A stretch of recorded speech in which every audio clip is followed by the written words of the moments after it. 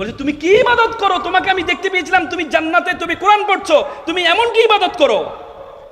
বলছে হুজুর আমি তো এমন কোনো ইবাদত করি না, আমি শুধু আমার মা অসুস্থ, তাকে প্রতিদিন গোসল করাই, প্রতিদিন খাওয়াই দিই, প্রতিদিন আমি আমার মার সাথে আমি সময় কাটাই, এর চেয়ে বেশি ইবাদত আমি করি না।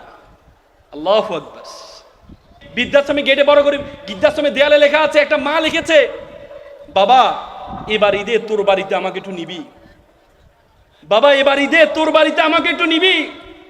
কত ভয়ঙ্কর বাক্য ব্যবহার করেছে, কত ভয়ঙ্কর বাক্য ব্যবহার করেছে, যে মা বাবা এত কষ্ট করেছে, সে মা বাবাকে আমরা বৃদ্ধাশ্রমে রেখে আসি।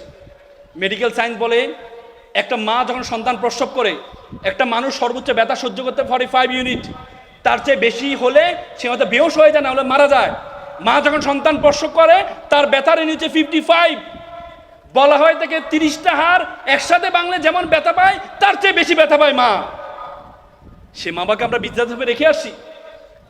যে 2 বছর আমরা আমাদের মা বাবা মায়ের উপর নির্ভর থাকি, বলা হয় থেকে এই 2 বছর মা 6 মাস গড়ে 6 মাস ঘুমায় না, 24 ঘন্টা ঘুমায় না, 6 মাস, মানে যে পরিমাণ ঘুম নষ্ট হয় মায়ের। এই মাকে বড় হলে বৃদ্ধাশ্রমে রেখে আসি আমরা, এই মাকে বড় বৃদ্ধাশ্রমে রেখে আসি।